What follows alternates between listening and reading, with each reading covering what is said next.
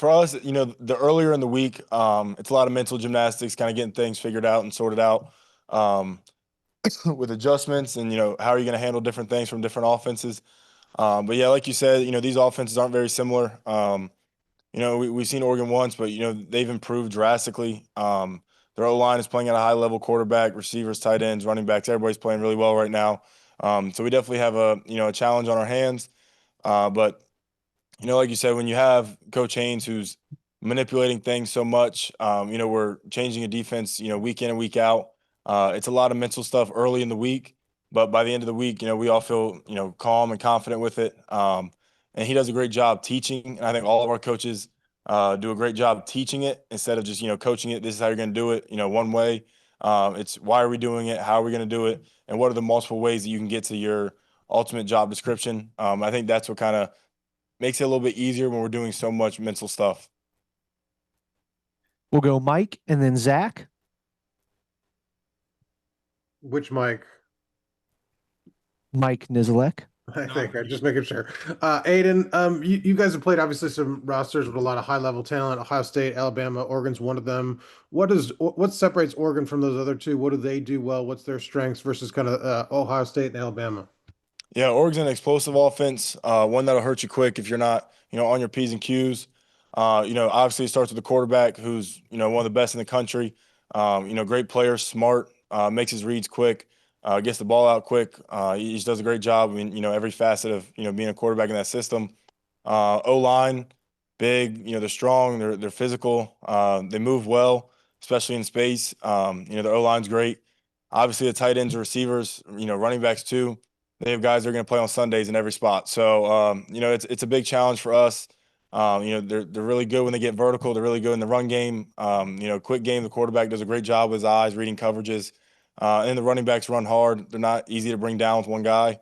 So we definitely have our work cut out for us. But, it's something that I think is more about us and making sure we're doing the things that make us a special team in a defense than it is about, being worried about the other team. They're a great team, but I think if we're on, high alert for all of these things, we'll be better prepared and better going into it Friday. Yeah, Aiden, thanks for your time. I'm just curious, the other teams in the playoff obviously have lost games and they're kind of drawing on those experiences as they prepare, including Oregon. You've already had a team that's avenged a loss earlier in Ole Miss. As a team that obviously hasn't lost any games, what do you guys draw upon to sort of motivate you? Or hey, if we do this, we might lose a game. We got to be better this time around, even though you haven't actually lost a game as a team. Yeah, I mean, we have the same motivation as they do. We didn't play a clean game. We didn't play our best game. So all the mindset stuff that they have, we have the same thing. We didn't play a clean game. We left a lot of plays out there. And we felt like we just didn't play at a high level for that game. So as much as, the mental games that it can play on, either team, we have just as much motivation, if not more to, really prove ourselves again. Like we have so much more to prove, to play a cleaner football game, and to really, prove ourselves. We do that week in and week out. We have an opportunity to go out there and prove ourselves. We got to take advantage of it. And I think, we have a great opportunity this week. And, we just have to, clean up a lot of things from week 1 to week 14. Take those, learn from them, move forward. But, we're excited for it. And, we have a lot to prove this weekend.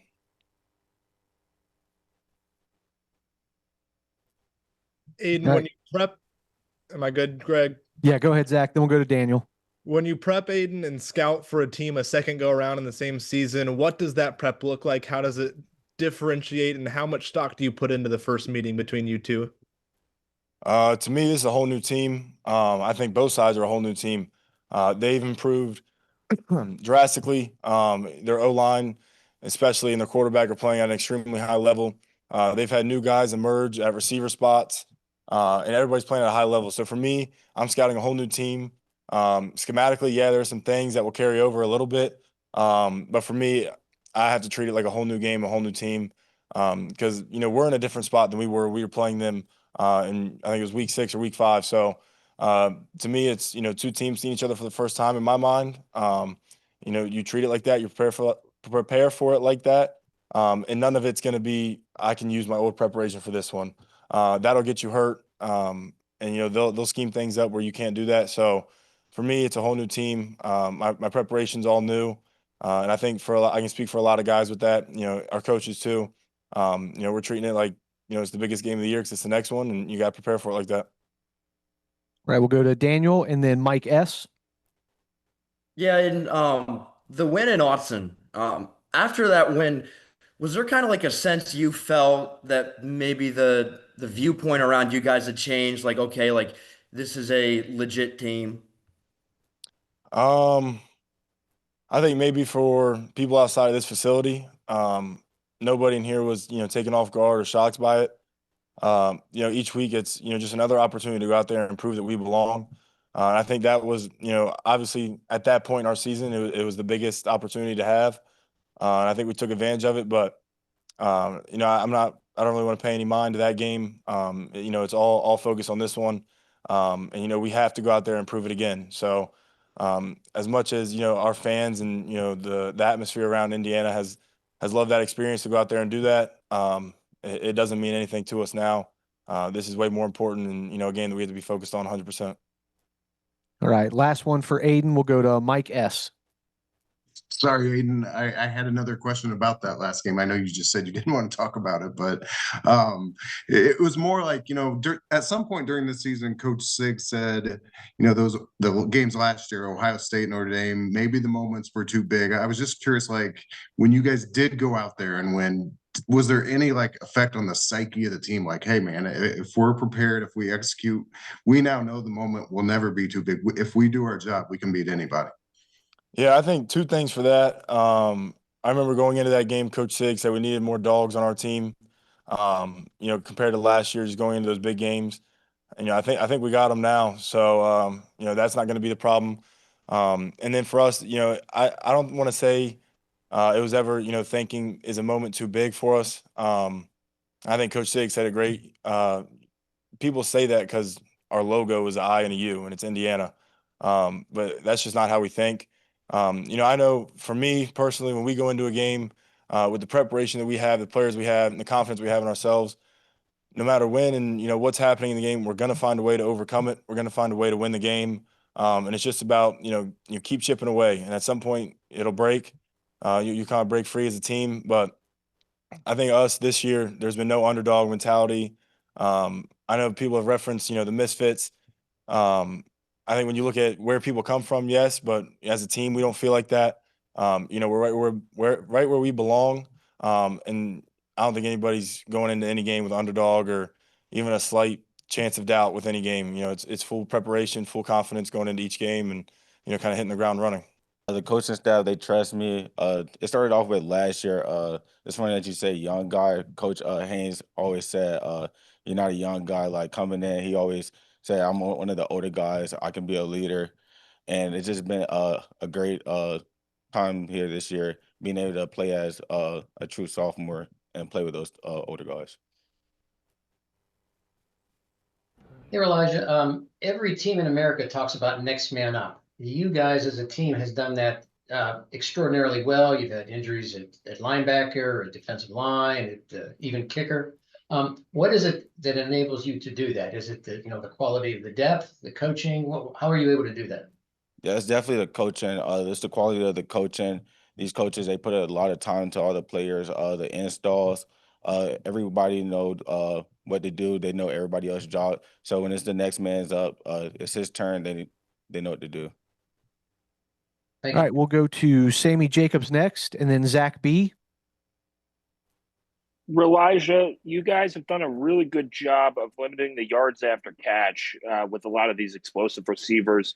What goes into that in practice, and then in the game, how do you just bring these guys down without them getting these extra yards? Yeah, we do a lot of stuff in practice. We got a lot of tackle circuits. Coach Haynes always talk about vice tackling, trying to damage ball carriers and just get them on the ground so we could survive the next down. All right, we'll go to Zach B. and then to Lou. Elijah, when the national perspective kind of begins to shift like it has on you guys and as a team, how do you continue to maintain the edge and the hunger that's kind of defined this team throughout the entire season? Yeah, it's always about blocking out the outside noise, preparing like we been doing since the beginning. Just keep playing, preparation. We just try to go 1-0 every week, and that's our goal. Good afternoon. This is kind of a big picture question. Do you guys ever talk about the fact that right now you're ranked #1 in the country, you're the only undefeated team in the country, and that you're on the verge of playing for a national championship and a chance to do something special and once in a lifetime in the history of Indiana? Does it ever come up between you guys as teammates saying, we are a team of destiny or we could do this? Well, it's not really about us being a #1 team. We talk about how we got here, and that's preparation, the hard work we put in, and we just try to focus on that, and we go from there. All right, we'll go to Dan and then to Seth. Elijah, looking at Bryant Haynes and just what he's meant to you, what he's meant to this defense, knowing that he will be there post this season and locked in with the Hoosiers, just what it's been like to have his leadership and how that's gotten through to you. Yeah, Coach Haynes is great. He's definitely the best defensive coordinator that I've been a part of. One of the top coordinators in the country, and he's just a great linebacker coach. He's able to help develop us. His game plan, his system is just really great to play for him. All right, we'll go to Seth and then to Jim. Yeah, Elijah, Aiden talked about this a little bit, but just people always say, it's hard to beat a team twice in one season. For you, I guess, what is the challenge associated with that? And how do you kind of approach this game, both, in terms of preparation and just mentality? Like, why is it tough to beat a team twice in 1 year? Yeah, you take that last game and you watch the film, you make adjustments. They got the same film that we got, so we all just try to use that film. They're a better team, we're a better team, and we just go from there. Let the coaches do the game plan how they need to, and we just execute. All right, Jim, go ahead and wrap us up with Elijah.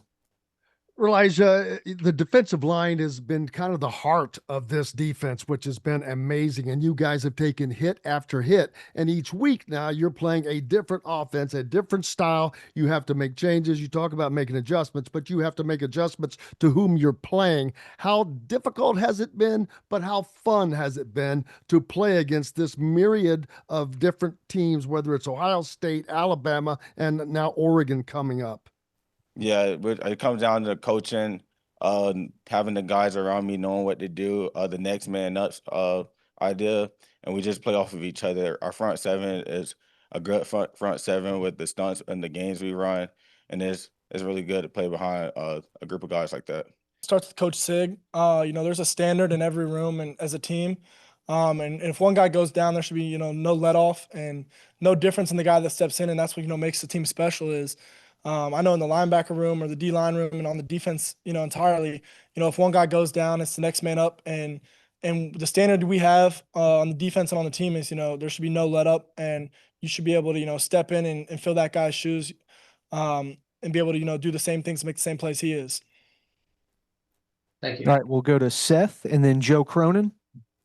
Yeah, Isaiah, people often say that, talk about how hard it is to beat a team twice in 1 year. For you, just why is it so difficult to beat a team twice in 1 year? And when you look at Oregon specifically, what do you see different in them than what you saw, both on tape and, in reality the last time you guys played each other? Yeah, the thing is, what makes teams great is, you get better each week, and that's obviously what Oregon's done. That's what we've done. So, for them, they're an entirely new team. They're playing fast. For them, they're using some of their athletes, their tight ends, their running backs. They have a receiver that's really coming on this year right now. And then Dante Moore, he's a great quarterback, great player. So he's playing excellent right now, offensively. And so they're starting to, get their athletes and get their playmakers the ball in space. And then, their O-line's, one of the best we played. So they're obviously, doing well, picking up pressures and running the ball. And, the same thing we pride ourselves on. When you can run the ball and then stop the run, you're setting yourself up for success. We'll go to Joe and then Mike N. Isaiah, when it comes to playing in a 15th game of the season, what are the challenges of the mental preparation, the physical preparation? Because, have you had this much wear and tear in one season of football before? No, I don't think anyone at this point really has probably had this much, with the new college football playoffs and all the playoff games. 15 seasons, 15 games. A season is long, but for us, it's a one week mentality. And we know that complacency kills, and so that's something we fight every week. I know every team probably fights that across America, but this deep in the season, when you're so close to something, for us, it's almost like you have a new hunger inside your stomach, and it's a 1 week season, and you don't want to go home. Everyone wants to fight tooth and nail for one more game, and so with veterans on this team, I know it's a reality that if you don't go out there prepared, this could be your last game, forever, and so that lights a fire in our stomach, and that's what keeps us hungry and ready each week. We'll go Mike in and then Adam Rittenberg. Yeah, Isaiah, you faced obviously Ohio State, Alabama, Oregon in the regular season, and very star-laden lineups. And you mentioned kind of the athletes, but what does Oregon maybe do better than those other two teams, or what's their strength kind of compared to them? Yeah, I think Oregon's O-line is, pretty talented. Just with IDing blitzes, pass protection, and then running the ball. If you can run the ball, that opens up your play actions, that opens up your deep shots. That's when you can get in, your pass sets, and you're working with second and third and, short downs. When you're behind the sticks, it's really hard as an offense, kind of makes you one-dimensional, lets the defense, kind of eat. And so they're really, really good O-line. They really, communicate well and are able to, pick up stunts. And so that's where I feel we'll have a big challenge. And then obviously, just on the perimeter, just being able to, these guys all have athletes, but it's our 11 versus their 11 each week. And so, we're confident and we're excited for it. We'll go to Adam and then Zach B. Yeah, Isaiah, I'm just curious, as someone who was at Indiana before Coach Sig got there, what have you learned about how he evaluates players and who he brings into the program? Because he's obviously involved in all of those decisions, GM and coach. What's it been like from your perspective to see? Yeah, just Coach Sig's, player evaluation is special. Obviously, he doesn't always go after, the big shiny guys, and he just wants guys that he knows can play. And if you can make plays, he wants you. And then the second part of that is, just the human being behind the pads. He's going to bring in guys that, mold well in the locker room, guys that are team players. And that's what's make this team so special is, just the camaraderie, we have in the locker room. That makes you want to play that much harder for those guys, offense or defense. It lets you kind of just, fuel off each other. And, when offense is, kicking butt and running the ball, the defense wants to go out there and get a 3 and out so they can get the ball back and go score. And it's the same way for the offense. And so just having, those types of players, in the locker room it makes a special team. We'll go Zach B and then Daniel. Isaiah, when the national perspective kind of shifts like it has done over the last couple of weeks on this team, does that kind of change the chip on your guys' shoulder at all? No, I don't think the chips ever changed all season from last season. Guys that came, whether you're ranked 1 or you're unranked, you're always chasing perfection. You're always, you're chasing that perfect game, as a defense. And for us, that chip will always be there. I know a lot of these guys have chips before they were at Indiana. So, and, so do I. So, having that chip is what's got us here, and I don't think it's ever going to go away. We'll go to Daniel and then Mike S. Yeah, Isaiah, habit-wise, has Sig changed like the way you operate, like off field? Like, has he instilled things that have kind of, affected how you live life? With Coach Sig, so he's never, he respects our time a lot. And so coaches and players, so he's never going to, have us here just to have us here. And that's kind of, made me think, if he's going to give us this time off, then be a pro with your time, take care of your body, eat the right things, stretch, take care of your body because, your body's what's got you here and what's going to, keep you playing and keep you active. So seeing how, he respects our time and, how he, wants our bodies to be, the best, that's kind of, rubbed off on me and a lot of the teammates is, take care of your body and just be a pro outside the facility. Right. We'll go Mike S and then to Jim. Yeah, Isaiah, I know you guys don't want to be complacent about the fact that you've already beat Oregon, but from the outside, that was the game that kind of really shifted the perception of you guys. I'm just curious, did it in any way shift the psyche of the team, like to think, what, if we're prepared and we execute there, we can win every single game we play the rest of the year? Yeah, I mean that's every week you want to go and prepare no matter who you're playing. And I think that's what made this team special is, no matter who we're playing, whether it's, the number 1 ranked team or an unranked team, like I said, we're chasing that perfect game. We're chasing perfection. And no matter who we play, if we're chasing perfection and we go out there and do our 111th, we can play with anybody in the country. And I think that just the last game of Oregon showed that. And then just the games from then on, it's just us out there chasing perfection, doing your 111th, flying to the ball, fast, physical. And for us, that's the makeup of our team. That's the makeup of our defense. We'll go Jim and then to Dan. Isaiah, you guys went like 25 days, whatever it actually was, without playing a game. And now you're going to potentially play 3 top level games in a span of 19 days. Which do you guys prefer? Which do you prefer? And has your teammates, if you've talked about that, do you think would be better? Yeah. I had heard, about the teams with the bye, the curse and all that. No one really pays attention to that for us. I think we were all getting pretty antsy with that 25-day break. We were all kind of itching to get back out there. And, what makes this team special is we have a lot of guys that just love football. And so I think if you gave us a game every single day, these guys would go out there ready to play, fired up, and you wouldn't get tired of it. So, this team's excited. This team loves playing together and loves, playing for each other. And, the 25-day break was long. It was a lot of, time that we felt like we were just sitting around, waiting to play, see who we're going to play. So for us, we're excited. It's one game at a time. It's a 1-week season right now. And so right now, all we have on our minds is Oregon, and we're excited to go out there and play. We'll go to Dan, and then we'll wrap up with Lou.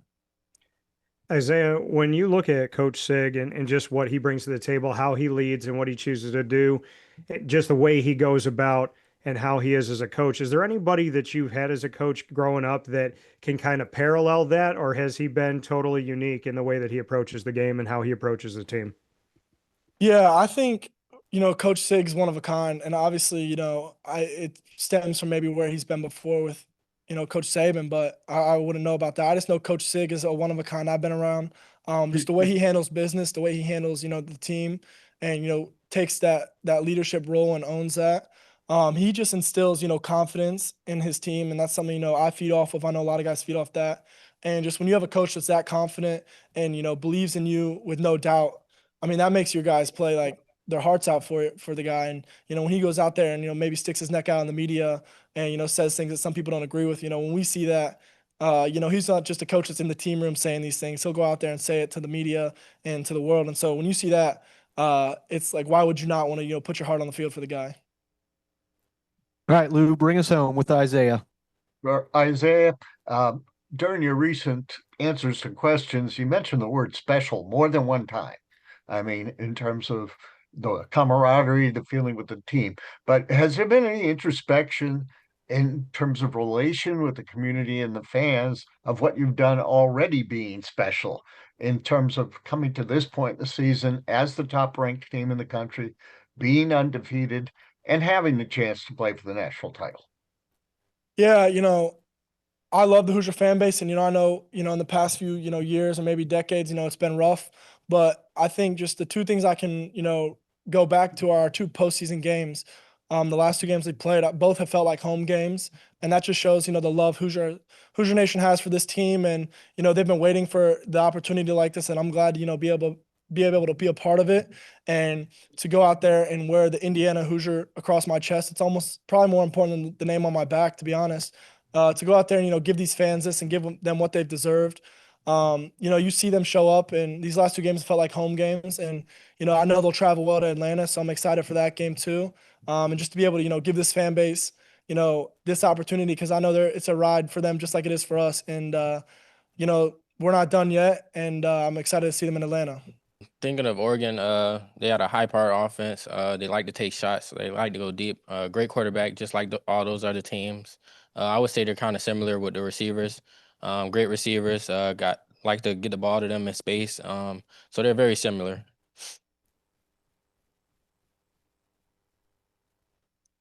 All right, go ahead, Seth, and then we'll go to Pete.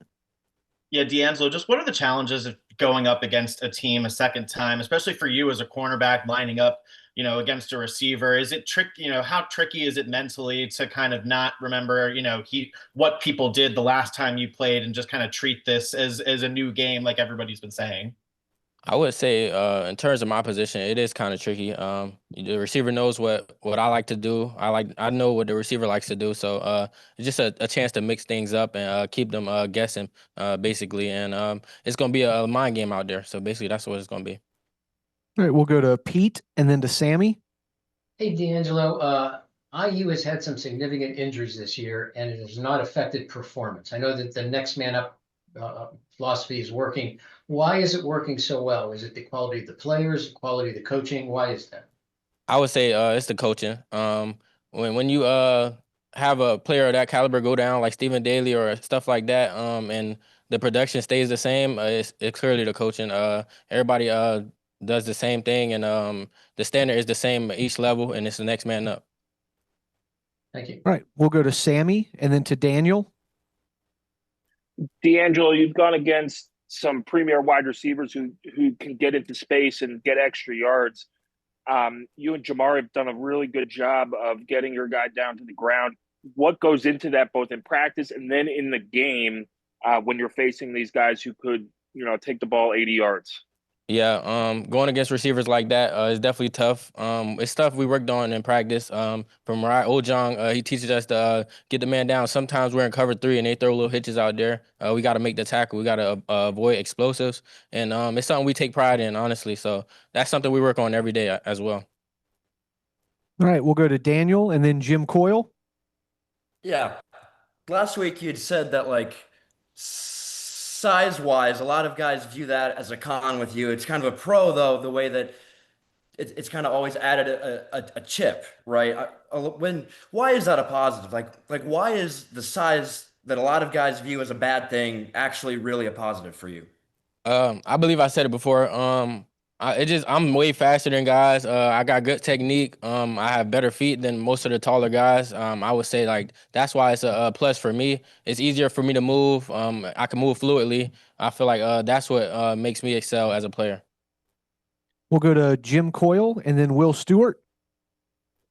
D'Angelo, you have become one of the known features of this great defense. First of all, how much pride do you take in that of itself, being knowing where you came from? And secondly, who's having more fun with this season, you or your dad? Nah, yeah, I definitely take a lot of pride in defense. Defense will take you a long way. It won championships, as people say. It's definitely something we take pride in as a whole, and definitely my dad is having fun with it as well. I try to stop him sometimes, but it's not out of my control. All right, we'll go to Will Stewart and then to Dan. D'Angelo, you guys are one of the more fundamentally sound playoff teams left in the playoffs. And last week versus Bama, instead of a lot of wrap-up tackles, it felt like a lot of guys were dropping their shoulder, just trying to lay somebody out. Was there something that played into that, or is that just how the game was going for you guys on defense? It was a little bit of stuff that played into that from my perspective, but it's how we play as a defense as overall. We've been playing like that all season. We have a lot of doubters and stuff like that, and we never looked that way, and we just played our game. We'll go to Dan and then to Mike S. D'Angelo, when you look on either side of you and you've been going through the season with your brothers on the field, what has this whole experience been like? What are some words to kind of describe what this journey has been like as this Indiana team has grown to the point that you're at the semifinals of the college football playoff? Honestly, in my perspective, it's words can't really describe like the feelings that we're going through right now. We're just taking it one day at a time. Try to go 1-0 each week. Really, I haven't really thought on the season and how well it's gone. I would say like after the season, I would probably do that and look back on it. But right now, we're just trying to go 1-0 each week. We'll go to Mike S. and then Zach B. Yeah, D'Angelo, a quote from Coach Haynes about you. He said, D'Angelo competes with every fiber in his being. That seems like a great compliment. I'm curious where that comes from in your kind of evolution as a football player. I would say just from having that chip on my shoulder, hearing that I'm undersized, being under recruited out of high school and stuff like that, always overlooked. I would say that's where it comes from. Just that dog in me, I feel like it's come from being overlooked. Like I always thought that I never got the credit for what I was putting on the field, and I just proved that every day. And Zach B, last one. D'Angelo, I know you guys say all the time that you guys don't pay attention to the doubters, but I'm sure you guys at least see some of that stuff. So when that stuff pops up on social media or on your feed or whatever it gets sent to you, is it you just immediately scroll past it? Do you send it to somebody and say like, "Ha, look at this"? What's that reaction when you do see that doubt online? I really don't react no type of way. A lot of people have a platform like these day and ages, like anybody could say anything. It really doesn't affect me. If anything, I'll probably laugh at it or I'll just be like, okay, that's noted. But like, it doesn't really affect anything on the field, honestly.